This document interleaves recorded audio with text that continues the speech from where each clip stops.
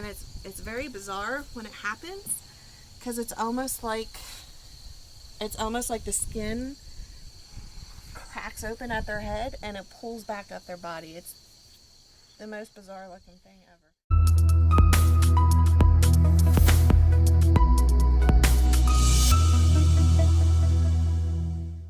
My name's Holly Seelig. I raise monarch butterflies. I've been doing it for 5 years now. 5? Yes, this right? is the 5th year. Yep. 5 years.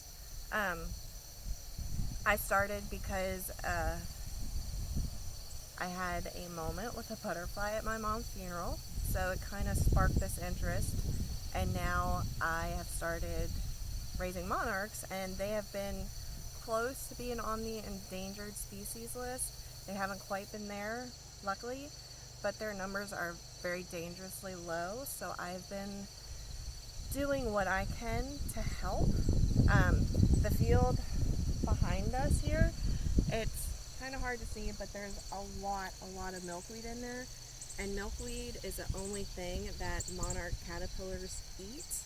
It is poisonous, so it is kind of a defense mechanism for them, but they still have predators that will eat them. They have praying mantis, wasps, birds will, and then there are even parasites that can affect them. So they have a lot of different things going against them, and even to bring them inside to raise them, you have to be careful because they're super sensitive to lotions and oils and hand sanitizers and soaps and all this. So they're kind of very delicate, but they need help. Point blank.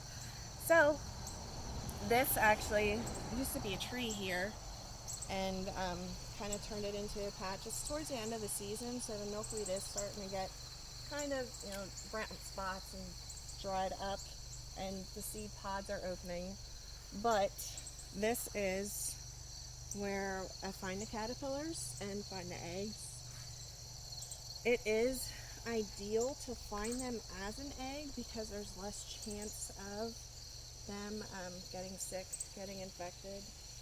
For example, there's a thing called a tachinid fly, which looks just like a normal house fly, and it lays eggs almost like where the neck would be on a caterpillar. It will lay an egg there, and when it hatches, it goes inward, and then it usually doesn't come out as the larva, which it looks just like a maggot almost, until the caterpillar is jaying or made its chrysalis, which I'll show you what I mean by that in a second. So this is where I would go to look for eggs and caterpillars.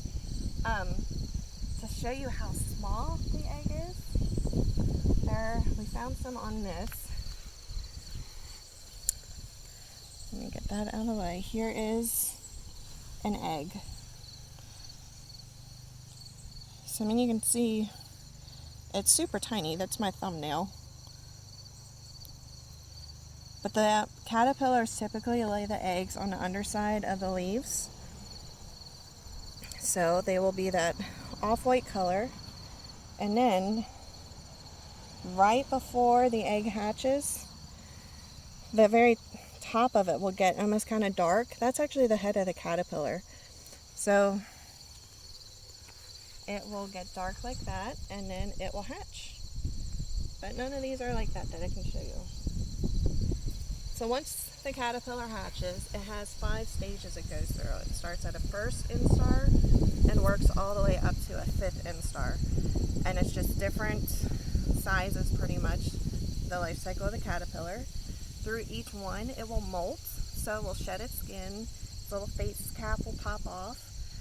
Once it's done shedding its skin, it turns around and eats it, and then it goes right back to eating the milkweed and starts preparing for the next cycle pretty much.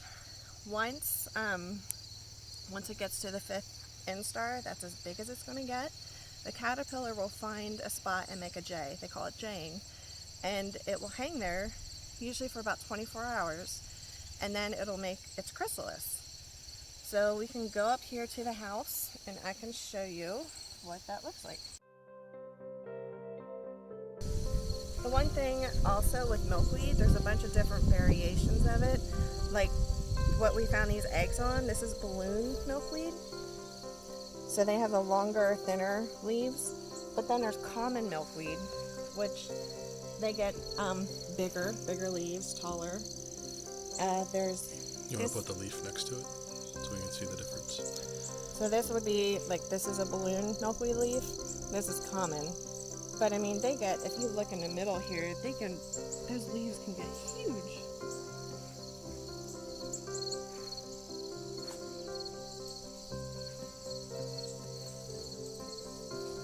So this is swamp milkweed, which the leaves look similar to the balloon milkweed, which we have right here. And these right here are the seed pods, so you can see the name, balloon milkweed. So this house right here, my brother built for me, my oldest brother.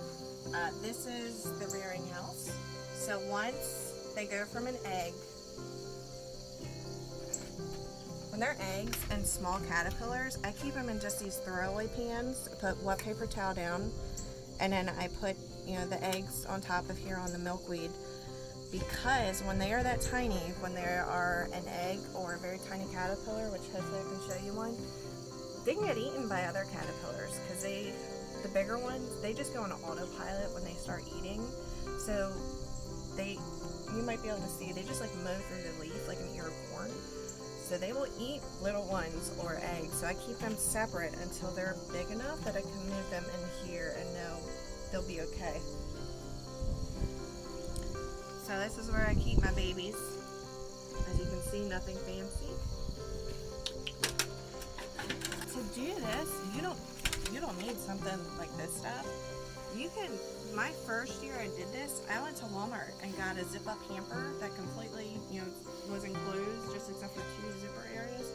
That's how I raised them. So you don't need anything crazy like this. I go all out and collect as many as I can, so that's why I have this. You can totally do it with those. These are where I throw my eggs and my teeny tiny babies until they're big enough to move over. This one right here, that's probably only a day or 2 old, that tiny. They'll grow quick.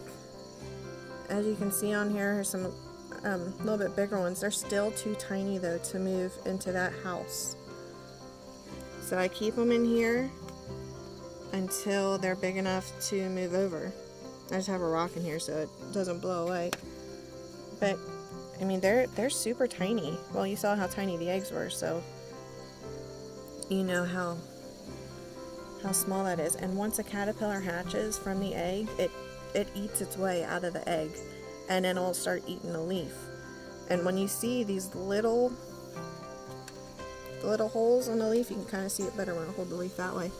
That's usually a telltale sign that a caterpillar was eating that.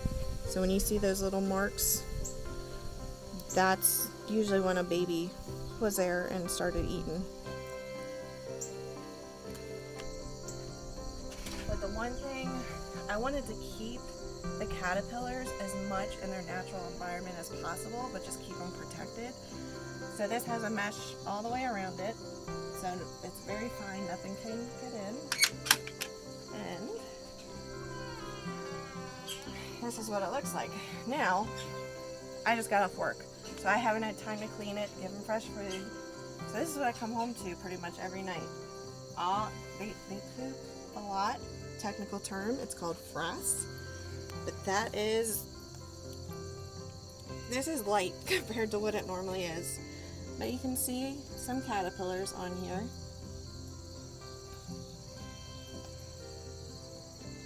This one right here would probably be a 5th instar. He's probably as big as he's going to get. And next he will be making his J. So I keep, the milkweed in here for the caterpillars to eat.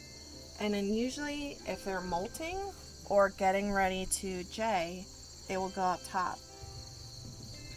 And then you have some ones up there that are Jing. And can you go the one to the right? Like that one Jing there. If you'll see his filaments, the little antennas, how they're starting the twist, they will do that before they're ready to make their chrysalis. So that's how you know when one is jaying that it's going to be close to making its chrysalis. Those filaments will start to twist.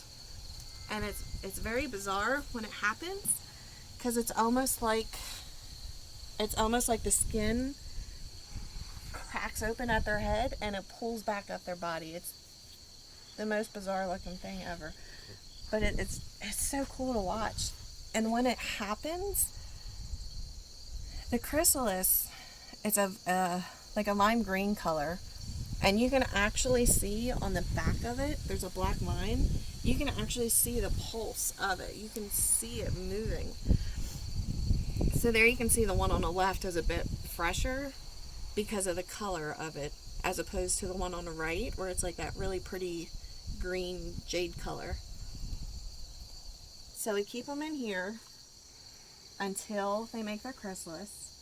And then I let the chrysalis in there for a couple days because I want to make sure it hardens. Because when it is that lime green color, it's softer and almost gummy-like. So you want it to be harder. So when I pull it down, you can see how wide of a span it makes with the silk. So you can see how big of an area that silk expands out from, that the butterfly, or that the caterpillar makes. That white thing there, kind of like the main part of the silk where it's attached, they call that the button. So when you see a caterpillar up there, it's not jaying yet, it's usually making its button, and once it gets that, that's where it attaches to. And this part here is called the, I'm not sure if I'm pronouncing it right, cremaster. And then you can tell whether it's male or female. Beneath those two black dots there will be, I'm trying to look at it, a line if it's a female and a dot if it's a male. From what I can tell on this one, I'm kind of going cross-eyed trying to look at it. It looks like this one's going to be a male. And then this part here, that's the head. The antenna's coming down and the legs, all those lines there, that's, pretty much the face.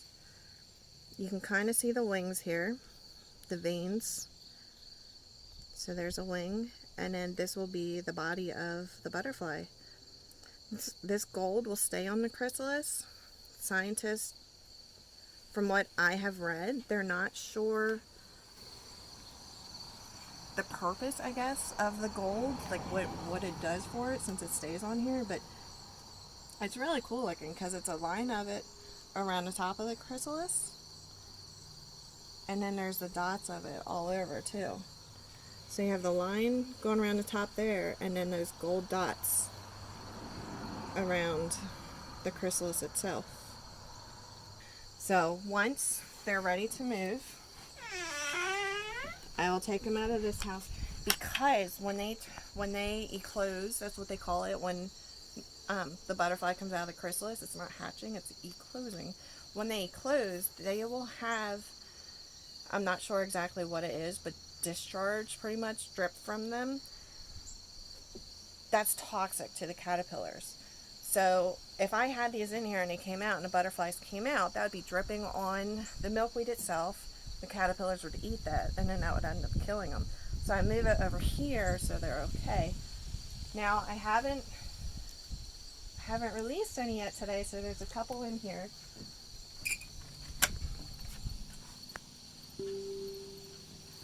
So this, oh, there goes one. This is my house.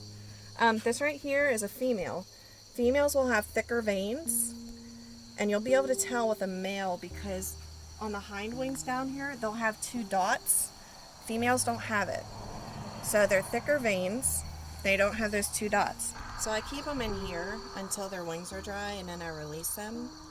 Because if you release them too early, they won't be able to fly. So I like to just make sure their wings are dry, they're safe, protected until they're ready to fly and be on their own. So all these chrysalis up here, I've moved from my other house, or they're ones that we found in the wild. So they start out at that crazy lime green color, and then they turn into the pretty jade color. Now, the day before they start to come out, the chrysalis is going to start to get sort of see-through. So you can see this still has a greenish color to it, but you're starting to see the orange of the wings and the black and the white dots. There you can kind of see better where the face is, and those lines are the legs and the antenna. So they'll start to get like that the day before they come out, and then the day that they come out, they get virtually see-through. So the green completely disappears, and you can pretty much see the butterfly for what it truly is. Now typically they need warmer weather, so in a perfect world they would probably be out by like 8 or 9 o'clock in the morning, because the more humidity the better. The optimal temperature for them is around 75 degrees because it's warm enough for them. That's what their body temperature needs. So since it's been getting cooler, they're a little bit slower, and they come out later in the day because it's taking them that much longer to get to where they need to go, because it's not the humidity and the heat to keep them going. So these will be coming out tomorrow, and then we'll just be releasing them as well. And these typically should all be migrating to Mexico because we are at the end of the season. So these will not be reproducing. They will be making the migration to Mexico. And the ones that are migrators, typically their bodies are a little bit bigger for them to store energy, and their wingspan is a little bit bigger also, since they are going to be making that flight. So these will make their migration to Mexico. Once they go to Mexico, it's almost like they go dormant, so to speak. They will still fly around, they'll still find stuff to nectar on, but they're not reproducing.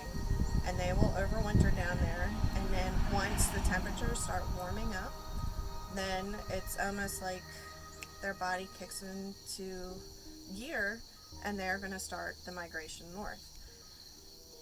Where we are, typically it's not until the third generation that makes it up here, because they don't have that long of a lifespan. So the ones from Mexico, they never make it up here. It's their great grandchildren, mom, grandparent. Okay, so it would be like their great grandchildren that make it up here. And one of the things I read about, scientists don't quite understand how they know where to follow the same path, because it's like a lot of them do follow the same migration path, but it's not like they can pass secrets from generation to generation, but it's like they know where to go. So how we said also, with their bodies being bigger to store energy and their wings being a little bit wider, as they are migrating to Mexico, they will fly up to 3 to 4 miles high, and they will catch the current, so they're able to glide, and that way it helps them conserve energy. They're not using as much, and they can get further just by coasting on these winds, and they'll be able to go down to Mexico. One of the biggest things with these is they're losing their food, because farmers, and a lot of it is farming, spraying pesticides, townships and different counties spraying mosquito deterrent, that kills them. I mean, like I told you guys, these guys are so sensitive, so you can't have them around. Even candles can kill them, the scent of it. So as soon as you spray this stuff on the milkweed, they're doomed. You know, they might live for a couple days, but it's pretty much like growth deterrents to them, so that when they go to make their chrysalis, they will just, they'll partially make it, and then they die in the process. Or they will die as a caterpillar. They won't even make it that far. It's a beautiful plant. It's not an awful plant. It gets the flowers on them almost smell like honeysuckle. They smell really sweet and really good. I know my neighbors even commented that she likes opening the windows in the summertime because the smell of it coming in. It's just, it's an easy plant to grow too. So if you want to try to raise these, it's very easy. You just grow it. It's so hardy. It comes back every year, and it's pretty much little to no maintenance on it. As long as you have enough food, you're golden. And these guys, it never gets old watching them go through the transformation from egg to caterpillar to chrysalis to butterfly. It's such an incredible experience to watch it. And seriously, after 5 years, it doesn't get old. This is actually my first year. Oh. This is actually my first year of not keeping track of how many I released. Typically, I would keep track. I'm going now. Typically, I would keep track of the day I released them, whether it was a male or female, and how many. It was turning into a competition for me, and it was taking the fun out of it because I get frustrated when I can't beat what I did last year. 2 years ago, I released, I think it was over 1,100. And then last year it was not a good year, and so this year I just said, you know, I'm just going to take a year, and I'm not going to focus on the numbers. I'm just going to focus on keeping them healthy and releasing what I can, because everyone released is a win, since they're so what's the word I'm looking for? Fragile. Since they're so fragile. There are so many resources you guys can check out for more information on monarchs. I know monarchwatch.org. They have a ton of information. If you want to tag monarchs, they will give you tags and show you how to do that. It's the scariest thing ever the first couple times. My hands were shaking, but once you get the hang of it, it's super easy to do. But then also information about milkweed and planting it and host plants for them. I mean, I have a lot of milkweed, but then I also want to make sure I have plants for them to nectar on and to eat. So I'm pulling them in for food and also for them to lay eggs on the milkweed. But it's a great website. Everybody's on Facebook, so if you look up the Beautiful Monarch, they have a ton of information on that page about just about anything you could think of in the file section on different pens, different diseases, how-tos. It's kind of overwhelming how much information is out there. I believe it might be monarchwatch.org.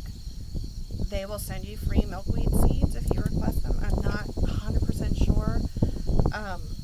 But a Google search will. Yeah. So there was kind of a lot I threw at you guys in a short period of time. At least that's what I feel like. If you have any questions, let your teacher know. I'd love to hear from you guys to know what you think. I can show you something if I didn't show it to you, you have a question about it, I'd be happy to do another video and do like a follow-up. But this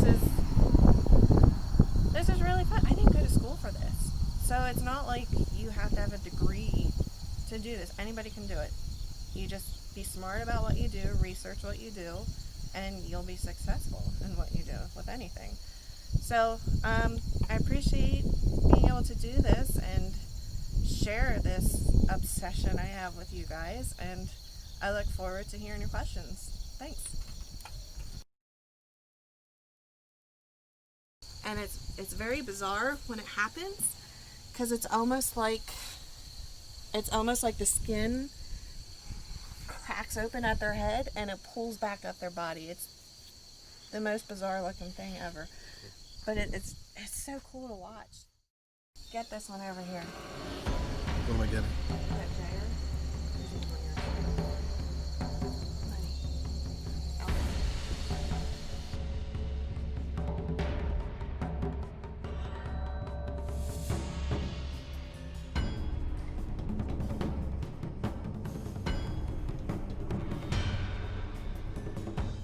Oh, maybe it Alright, Oh, I got it. so this is what it looks like when a caterpillar starts to make its chrysalis. You can see its filaments are really twisted, curly like that, so we know we were close. And then its head just splits open like the most bizarre thing ever. And now you can kind of see its body working the skin up. And then that's just gonna keep sliding up.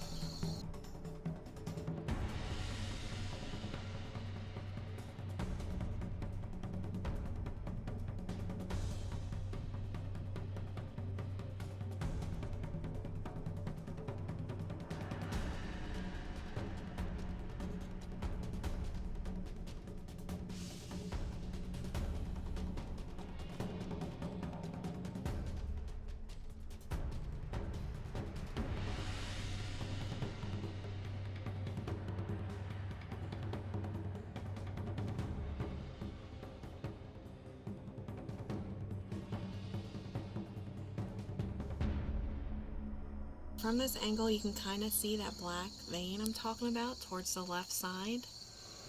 That is where, after, it's kind of hard to see now, but you'll be able to see, maybe like in an hour or two, it actually moving and pulsing. And it's just so cool because that's its pulse.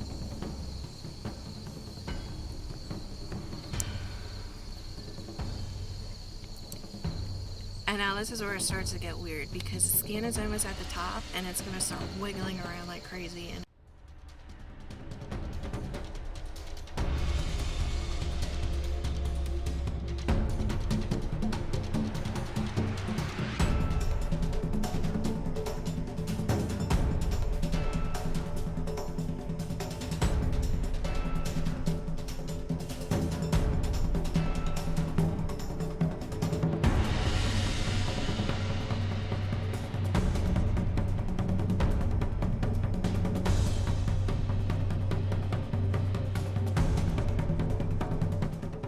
so that black blob was its skin falling off. So you can kind of see it's still wiggling. Yeah, it'll wiggle for a bit.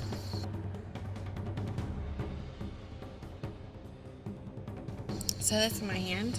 This here is what fell off of it. So that's its skin. So this guy's still sitting on me. You can see its face cap right there. Ooh. Oh, buddy, wrong way. And its little filaments there, and then that's its skin all scrunched together.